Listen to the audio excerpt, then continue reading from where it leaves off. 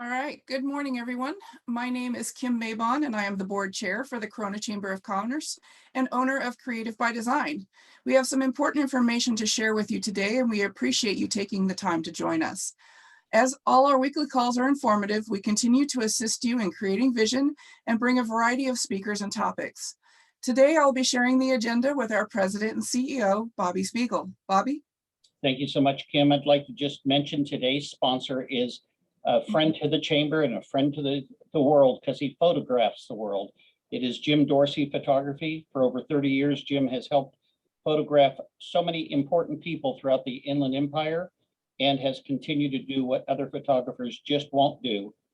He offers unlimited time, unlimited image packages for fair and affordable pricing. If you got a budget that needs to be met, you need to chat with Jim. He will make it fit into your budget. He encourages you to call everyone else and then call him. You will find no better quality or price points than going through Jim Dorsey Commercial Photography. Thank you, Jim, for sponsoring today's event. As well, okay, Jim, Kim, back to you. Thank you, Bobby. As a reminder to please use the chat button to ask any questions. Send your questions to the chamber host and we will verbally ask them at the appropriate time. Back to you, Bobby. Great. I would like to just mention who all is on the call today.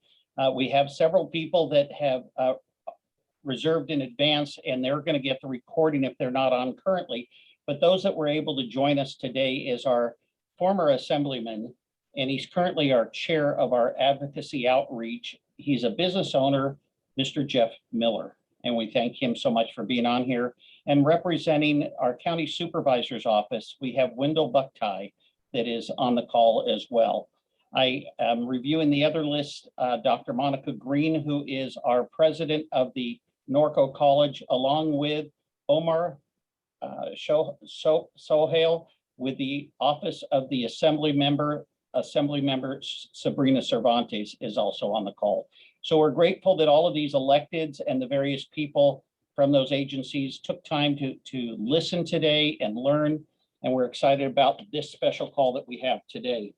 I would like to give you a quick snapshot, though, of what's going to happen in the next 90 days with the chamber. Our chamber is a little different than other chambers. In fact, there's a slogan that people say, if you've seen one chamber, you've seen one chamber. On Friday morning, we have our annual State of the City address from a business version, and it is going to be tied into our Good Morning Corona breakfast. Sit down, relax, because it's going to start at 6:30 a.m. That is correct, 6:30 a.m. for check-in, for getting your breakfast, for going through the various exhibit booths. Our mayor is pumped up and ready because we're reopened for business, and she is going to just set the world on fire with her messaging. I would like to encourage you, today is our cutoff for any other reservations. Use the bit.ly that's on the screen, bit.ly/GMC June 2021. Join us and 250 of your fellow Corona Chamber members that are going to be present up at Eagle Glen. On July 1st, we have our mixer coming up, and this is the Circle City Social. It'll be up at the Staybridge Suites. There's an opportunity for you to be able to do some one-on-one networking. I would encourage you to go on the bit.ly or to call Desiree to secure a space for exhibiting. This will be July 1, 5 p.m. to 7 p.m. again at the Staybridge Suites, and it's a beautiful area there. Reservations can be made in advance, and you'll be able to save some money if you're going there just to network. But if you want to do some business and have an exhibit table, please go to bit.ly/CCS July 1, CCS for Circle City Social, July 1 for the date. Another thing coming up in July is our economic forecast. What a blessing we have with being able to partner with the other three chambers, Brea, Yorba Linda, and of course, Chino Hills or Chino Valley Chamber. And we are looking forward to having Dr. Chris Thornburg at Eagle Glen. The bit.ly on that is bit.ly/econ forecast, July 22nd. Our main sponsor, of course, is United Paving, but we do welcome other sponsors and individual tickets. I'm really excited to just roll out for the first time to everyone that we are doing the Corona Night with the Angels on August 31st. This is a family event, a gathering, and it is Corona Night versus or the Angels versus the Yankees. And what a great ticket pricing we've got. We've reserved a bunch of different tickets for you. They range from $30 to $140, depending where you want to sit. And it's a great partnership that we have with the Angels. The bit.ly for reservations on that is Corona Angels 21. And the last slide that I want to share during this portion is about our membership. We've got a gentleman who is a membership specialist. His name is Robert Yanez. He can help customize and show you the benefits of why you should be part of our chamber. As I started our discussion at the very beginning, if you've seen one chamber, you've seen one chamber. Our chamber is conditioned and ready to be able to offer you kind of like a smorgasbord of opportunities, and you get to pick and choose where to be involved. We recommend that you either email robert@mychamber.org or call us at 951-737-3350. Robert can help share with you on all the different opportunities that are out there. On behalf of the chamber and the board of directors, I just want to say to you all for being on this call, a big thank you. Thank you every week for the about 15 to 20 of you that are consistent, that want to be on this call, and to the dozens of people that register that get this call later on. Thank you for taking time to learn more about what is happening in your community and in Sacramento. Today's call, for example, is a very unique call. I don't know of how many other chambers are doing these, but we wanted to give this information to you, and we've secured one of the finest individuals to be able to share what's going on with the redistricting. Kim will be introducing him shortly, but on behalf of the chamber, thank you so much, Commissioner Kennedy, for being able to take time to be on our call today. I'm going to turn it back over to you, Kim. Thank you. Thank you, Bobby. Anthony, do we have any questions regarding what he covered? There are no questions. Okay, thank you again, Bobby. And as he said, today's topic for our call is about redistricting. We've invited guest speaker Commissioner Ray Kennedy to share about this upcoming task. Remember, questions can be put into the chat box. However, Commissioner can only be asked questions regarding the information in his presentation. So let me share a little bit of background about our speaker. Commissioner Kennedy has worked in the field of international electoral assistance since 1990. He has held large and small teams, he's led large and small teams in design and implementation of electoral assistance projects, observing elections, planning and managing election activities, and so much more. He worked at the International Foundation for Electoral Systems, otherwise known as IFES, in which he initially managed projects and later led them in collecting, organizing, and disseminating information on elections throughout the world. He has also been working for more than a decade to promote awareness and implementation of the UN Convention on the Rights of Persons with Disabilities. With his depth of knowledge and passion to serve, we are grateful Commissioner Kennedy has agreed to share with us today. Please welcome Commissioner Ray Kennedy. Thank you, Kim and Bobby and everyone for being here this morning and for having me here with you this morning. It is a pleasure to be here. I've had the pleasure of speaking to a number of chambers, and in fact, I'm speaking to the Brea Chamber later today. But it is great to be here with you. I will try to move as quickly as possible through this. I know that you have a lot of other things to deal with today, and I do want to leave time in case there are questions. So, purpose of today's presentation is to go over who and what the commission is, what it is that we do, and how you can get involved in this process. Next slide. This is just a reminder of what Kim mentioned. California Government Code precludes us from discussing redistricting matters outside of a public hearing. This is an educational presentation, not a public hearing. We consider redistricting matters to be discussion of actual line drawing issues. So we cannot, I cannot take any input as to where folks would like lines to be. Purpose of this, as I said, is to communicate some basics about the redistricting process to you and to take any questions that you might have about this presentation. There are a number of ways that you can already contribute, participate in the redistricting process. Those are laid out on our website, redrawthelinesca.org. I'll also go over a number of them later in the presentation. So what is redistricting? We're trying to make this, as straightforward as possible. We define redistricting as drawing new boundaries that determine which Californians are represented by each electoral district. We had the census last year, we have the redistricting process this year, and that will determine the shape of representation here in California over the next 10 years. A lot of people ask, why can't you just leave my district alone? I like it the way it is. And the fact of the matter is that communities change in a number of ways. They change in their priorities and their interests. People are born, people die, people move in, people move out, communities grow, communities shrink, and areas where there were once roughly the same number of people become uneven. We had a very interesting presentation from the Public Policy Institute of California several meetings ago, showing us visually, where population has been moving in California. And I would say that, the movements within the state are going to be a very significant factor in district lines that we draw. Why is redistricting important? Why should you be involved?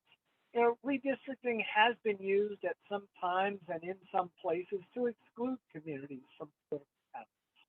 Our hope is that by fully participating in and monitoring this year's redistricting process, more communities will have a better opportunity to elect candidates of their choice who will actually voice their needs and interests once in office.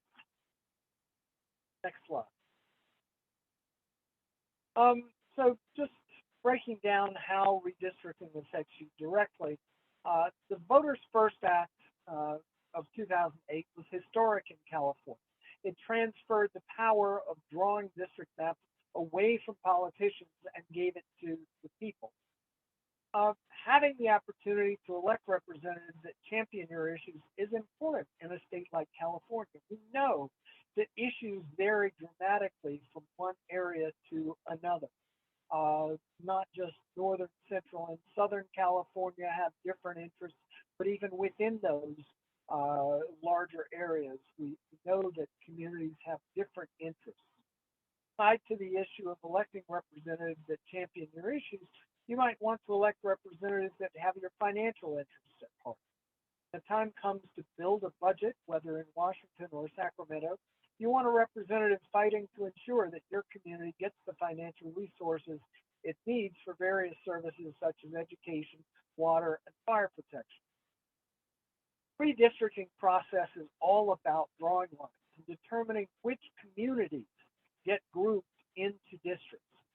Your input in this process is essential to help us, the Commission, understand where your community starts and ends. Redistricting in California is one of the few civic activities that any Californian can provide input into regarding their community that ultimately impacts the laws and regulations, the tax structure, how funding is distributed, and which services are provided. Next slide. So the road to redistricting road to fair representation has a number of steps in it. First was the census, which took place last year. Every 10 years, the entire U.S. population is counted. That's the data that's used to draw new maps to account for population shifts both across states as well as within states. You might recall that 7 or 8 weeks ago, the Census Bureau released its apportionment data. So reapportionment is the process where those reapportionment data are fed into a formula that determines how many seats in the U.S. House of Representatives each state has over the next 10 years. That's to ensure that seats are held by states in proportion to the size of their population. We're still waiting for the redistricting data, the very detailed, down to the census block level data that we will need to draw the lines. those lines will determine which Californians are represented by each elected district. As I mentioned, in the past, legislators have drawn maps that allowed them to choose their constituents rather than constituents choosing their representatives. That undermines their representation, but having an independent Citizens Redistricting Commission is intended to have a more direct road to fair representation as we go forward.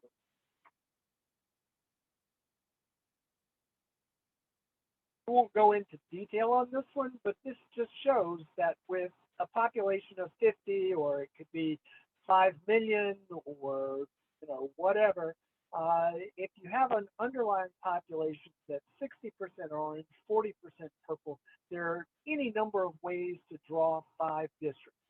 Some of them are fair, some of them are not fair. Some of them might be somewhere in between, but the basic premise here is there are many different ways, and the purpose of having an independent redistricting is to ensure that it's the voice of the people that predominates in this, that it's not politicians drawing districts to perpetuate themselves in a next slide. So when the Voters First Act passed in 2008, establishing the commission, it also set out in the state constitution 6 criteria that we have to follow in drawing new maps. Not only do we have to follow these criteria, we have to follow them in this order. In other words, if there's a conflict between one that's ranked higher and one that's ranked lower, we have to give priority to the one that's ranked higher. So these 6 criteria: first of all, equal population. Districts must be of nearly equal population in order to comply with the U.S. Constitution and various Supreme Court rulings based on the Constitution. Second of all, districts must comply with the Voting Rights Act to ensure that minorities have a fair opportunity to elect representatives of their choice. Third, contiguity. Districts must be drawn contiguously so that all parts of the district are connected to each other. We have some number of cities here in California that have outlying bits that aren't connected to the rest of the city. But when we set about drawing these new districts, we can't have districts with bits that are not connected to the rest of the district. Fourth, and for me, this is kind of the heart of the matter, communities of interest. The state constitution says that districts must minimize the division of counties, cities, neighborhoods, and communities of interest to the extent possible. To the extent possible basically refers to the fact that, first of all, we have to prioritize criteria 1, 2, and 3 before we are complying with criterion number 4. The second point to note in relation to criterion 4 is that within this criterion, there is no ranking. So counties, cities, neighborhoods, and communities of interest are all on an equal footing as far as criterion number 4 is concerned. What does that mean? That means that if we are in a situation where we have a choice between dividing a city and dividing a community of interest, it's up to us to decide how to prioritize dividing the city versus dividing the community of interest. And that's part of why it's important for us to hear from Californians about their communities of interest. We know what city boundaries are, or if we don't, we can easily get that information. What we need from Californians is input on their communities of interest. Number 5, geographically compact. Districts should be geographically compact such that nearby areas of population are not bypassed for more distant populations. What does that mean? If we're building a district and we need to add population, we need to add that population from nearby rather than going farther and farther and farther away to get the population that we need in order to bring that district to the target population. Finally, nesting. Where practical and where it doesn't conflict with the first 5 criteria, we are directed to nest districts. That means that where practical, each Senate district should consist of 2 complete and adjacent assembly districts. Each Board of Equalization district should consist of 10 complete and adjacent state Senate districts. There are 2 other elements set out in the Constitution we have to keep in mind. First of all, the place of residence of any incumbent or political candidate may not be considered in the creation of a map. Why is that important? California law says that those individuals seeking to represent an area, a district in California, have to reside in that district. But we cannot draw those districts considering where an incumbent lives or a political candidate lives. Also, districts may not be drawn for the purpose of favoring or discriminating against any incumbent, any political candidate, or any political party. So that's what the state constitution tells us. That's what we will be guided by as we go through this process. Next slide. We want people to be aware that there are a number of redistricting efforts going on in the state this year. We are responsible for U.S. House of Representatives districts, state Senate districts, state Assembly districts, and state Board of Equalization districts. We are not responsible for County Board of Supervisors redistricting. We are not responsible for City Council redistricting.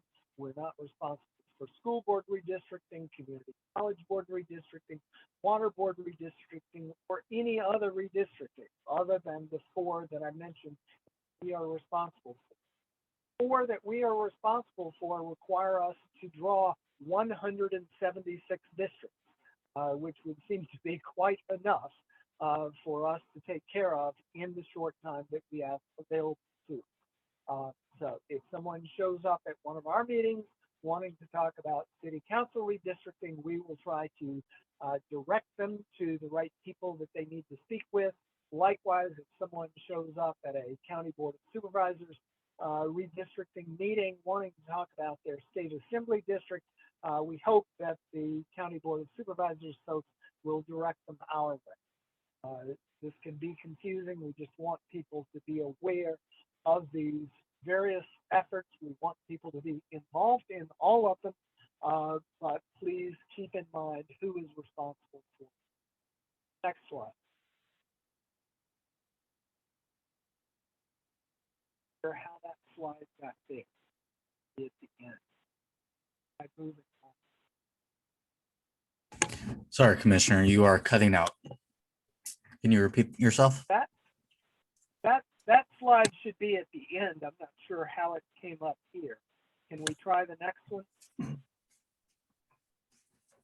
Oh, we're missing a bunch of them. So let me just keep going verbally and be happy to answer any questions. So as I mentioned, prior to 2010, legislators drew the line. If the legislature failed to do it in a timely manner or was found to have done it incorrectly, then the courts stepped in.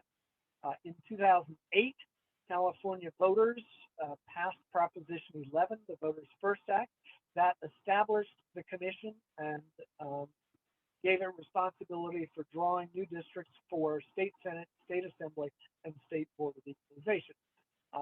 That was very popular. I remember it passing in 2008. And in 2010, there was Proposition 20 on the ballot, the Voters First Act for Congress. That passed, and that added to the commission's mandate the responsibility for drawing lines for the congressional districts. 2010 Redistricting Commission was California's first independent redistricting commission. California was not the first state in the country to have an independent citizens redistricting commission.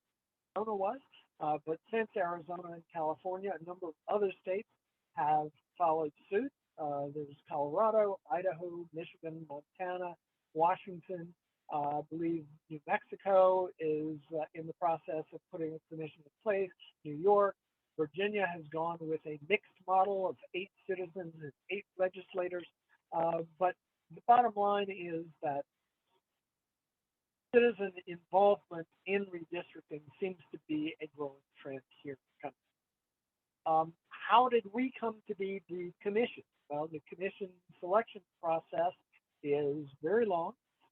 It started over 2 years ago. The state auditor's office is responsible for the selection process. They set up an applicant review panel and opened the initial application portal. There were over 20,000 initial applications to be on the 2020 commission.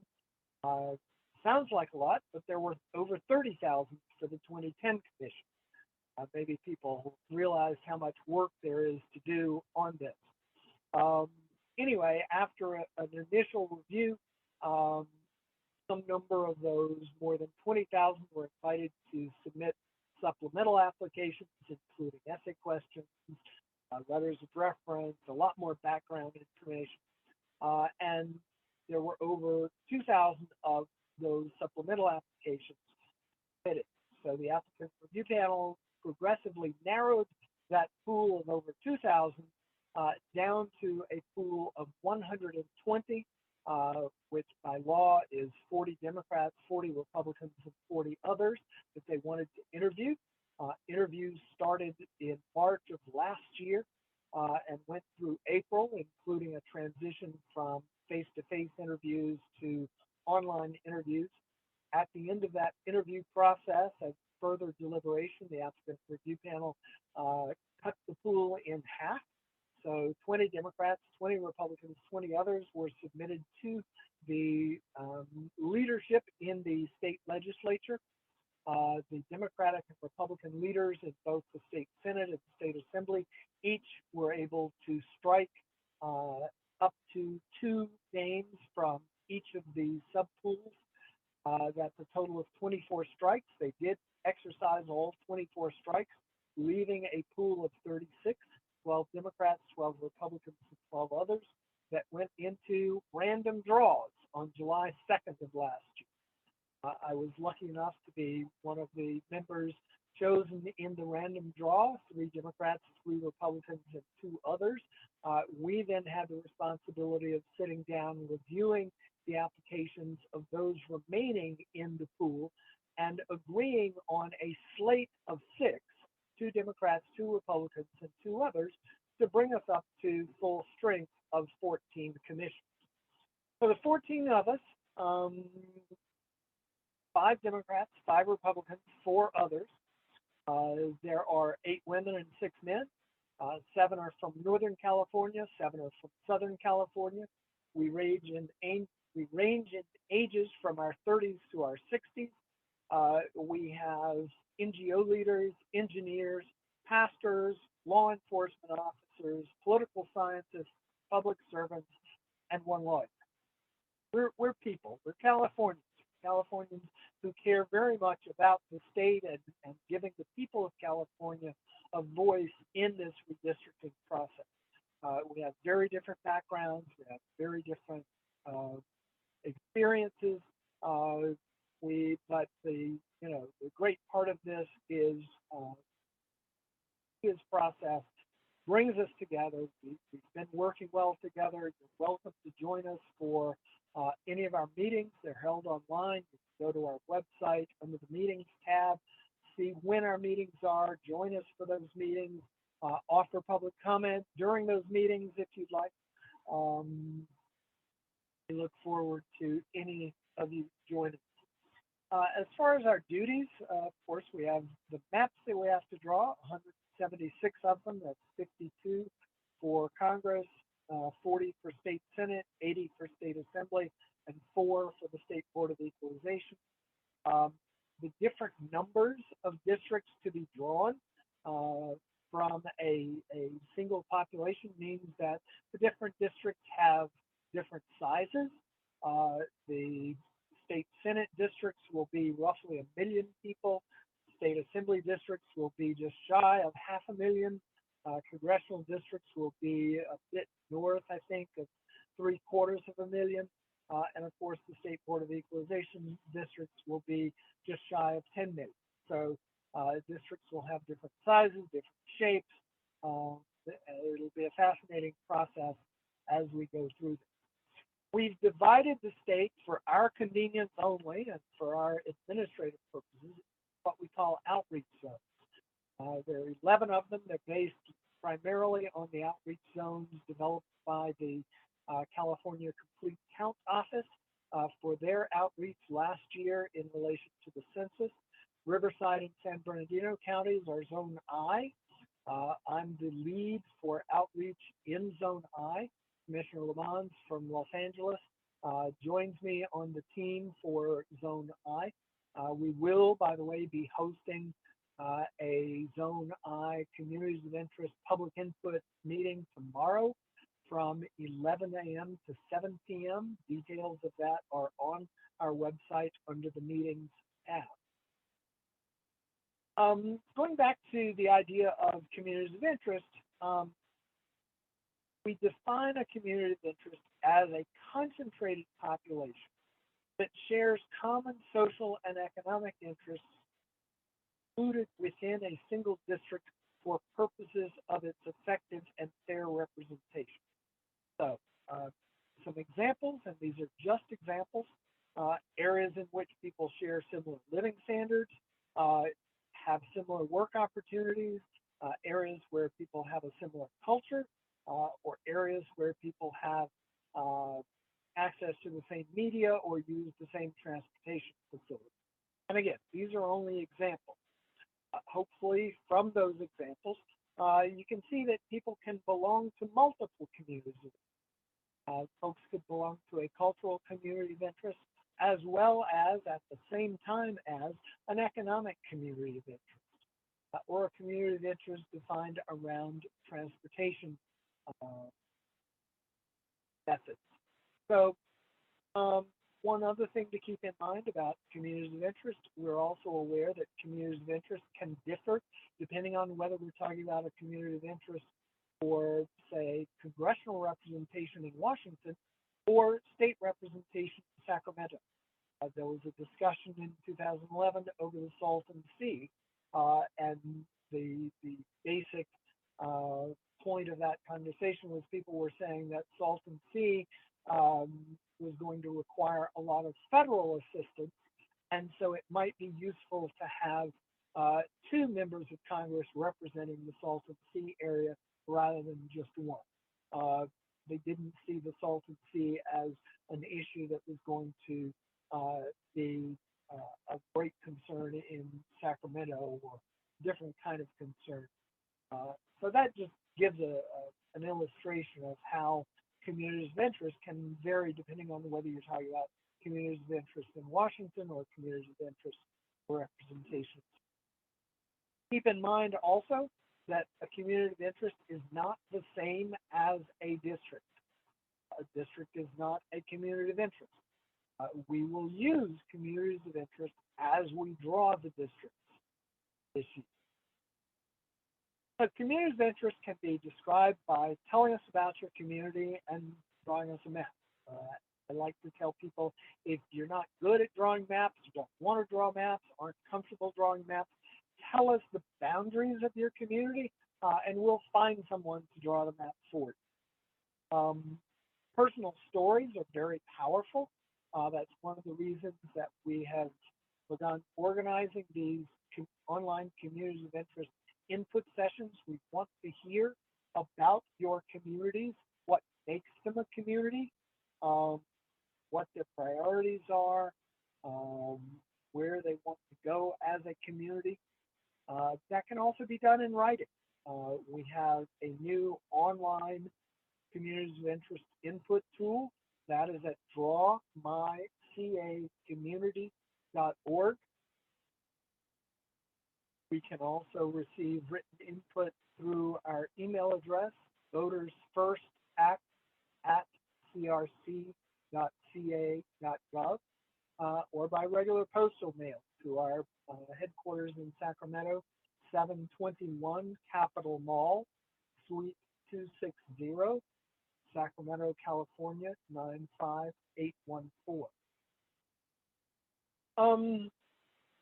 We've tried to make participating in the process as easy as possible. We've tried to offer as many different options as possible. Not only the online tool and the public input sessions online. Hopefully those will transition to a hybrid model at least in the near future. We're also going to be making a communities of interest input form, paper-based form available. We're going to try to get that out to public libraries throughout the state so that people who prefer that method of communicating with us can pick up a form just like a voter registration form and get that to us. The online tool we've made available in English, Spanish, simplified Chinese, traditional Chinese, Vietnamese, Tagalog, Korean, Armenian, Farsi, Arabic, Russian, Japanese, Punjabi, Khmer, also more recently in Hmong and Thai. We also have tutorials available in those languages. We have online support for the Communities of Interest tool. We really are looking for people to use these tools, these channels, to get their communities of interest input to us.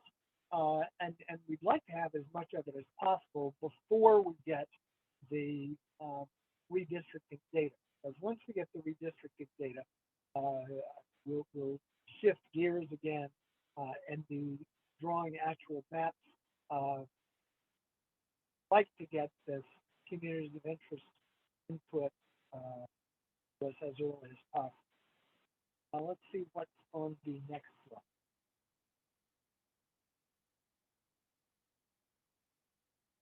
So Commissioner, I know we have lots of questions that are in there, so let us know when you're ready for those, okay? Okay. We don't want language to be a barrier. We have translated our printed materials into most of those languages that I mentioned. Those are available on our website under outreach. Finally, COVID delayed many things, including our access to the census data that we need. Fortunately for us, the state legislature filed suit last year in the state Supreme Court to compel the Secretary of State to receive maps, to accept final maps from us after the deadline that is set out in the state constitution.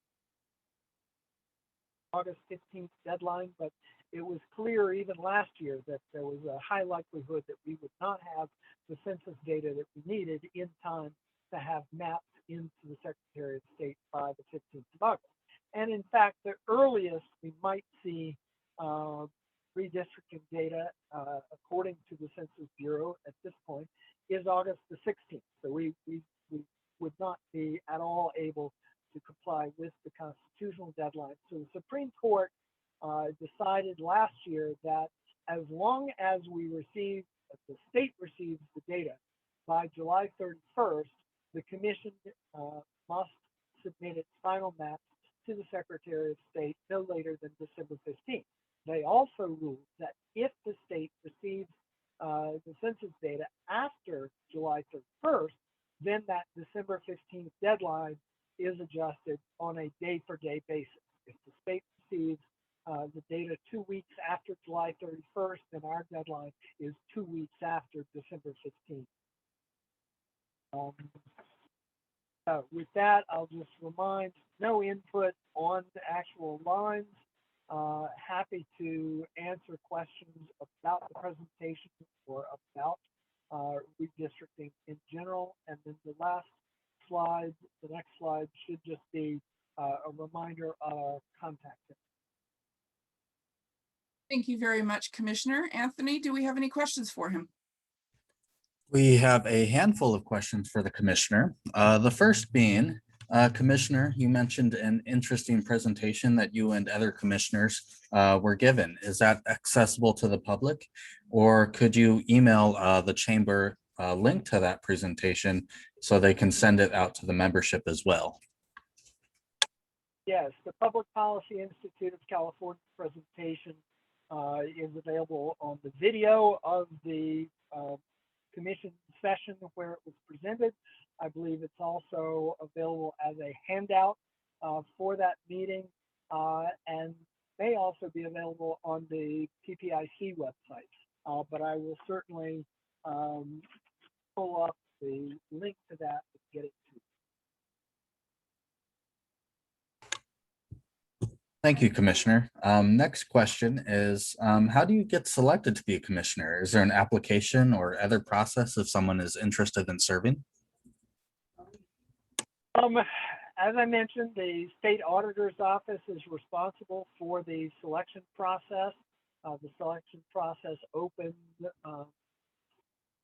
in early 2019. As I recall, I may have received a postcard, just a mass mailing postcard from our assembly member who happens to be on the Elections and Redistricting Committee in the state assembly. But other members heard about it on the radio. So yeah, there was a big push statewide to get people interested in serving on the commission.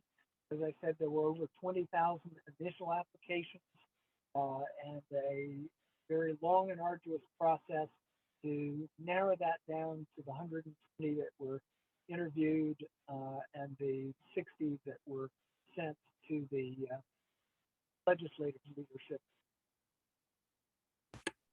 Thank you. And next question is, what is your time commitment per week, month, etc., serving as commissioner, and are you compensated? By the terms of the Voters First Act, we are compensated with a per diem for each day we are engaged in commission business. That was set in 2010 at $300 a day. It's adjusted for inflation, so the current rate is $378 per day. Time commitment varies, and particularly, over the last year, as I mentioned, the lottery was held on the 2nd of July, so I've been at this for almost a year now. Hard to believe. And early on, might have had a 3-day meeting every 2 weeks. Now that we've moved into the areas of interest input phase, we're having 2, 3, up to 4 meetings a week. And we'll only get busier between now and the end of the year. Once we get past the submission of the map, we anticipate there always is litigation, so we'll continue to be engaged. After that, we'll have a lessons learned exercise. And once we get past the lessons learned exercise, there will be very little engagement. The 2010 Commission held its final meeting in June of last year, just a few weeks before we were selected. But they were meeting maybe quarterly at that. So yeah, the time commitment varies enormously. Understandable. Next question is, how persuasive are people's public input to the commissioners? We haven't set any hard and fast rules. We've put out some guidance for what we're interested in hearing from people. As I say, we're interested in hearing what makes your community a community, what makes it different from other communities. We're interested in knowing what other nearby communities you're interested in being grouped with in the various types of districts. We're also happy to hear what nearby communities folks don't want to be grouped with in a district. All of that is important to us. as we go forward in the line drawing process. Thank you. And last question is, there are many political organizations that try to influence the commissioners. How do you make sure everyone is treated fairly? By treating everyone fairly. I mean, you know, we want to listen to everyone. We have given, I think by now, probably about 150 of these California Redistricting Basics presentations to communities and groups around the state. We clearly want everyone to be involved. We realize that everyone may not be involved, but we would like everyone to be involved, and we try to give everyone an equal voice in this process. When, during the communities of interest input sessions, each individual has 3 minutes. That can be, you know, be any Californian. They get 3 minutes. Thank you for all that information, Commissioner. And beyond that, you know, people can, as I say, write or use the online tool. All of that, we're still putting the staff and technical support in place, but all of that communities of interest input, whether it comes from a public session or the online tool or a letter in the mail or an email, all of that will be online for everyone to see and comment. Thank you, Commissioner. At this moment, there are no further questions. Thank you, Anthony, and thank you again, Commissioner. Turn it over to you, Bobby. Thank you so much. Let me make sure, yep, I'm not muted. So again, thank you so much, Commissioner. So appreciate your time and dedication to serving the state of California for us. Again, we'd like to just welcome and thank our sponsor of today, which is Jim Dorsey Photography. I did want to remind you that if you need a photographer for a wedding, a portrait, or an event, but especially for your businesses, this is the guy to call. He is a great, understanding individual. He's extremely patient, flexible, and most of all, fun. And the fun will begin and continue next week. Kim, back to you. Thank you, Bobby. If you would like to sponsor a future business briefing, please contact the Chamber. Register now to join us next Wednesday as our legislative chair, the Honorable Jeff Miller, will be leading a 3 questions with an entrepreneur featuring Jim Dorsey. Thank you everyone for attending. Our meeting is adjourned.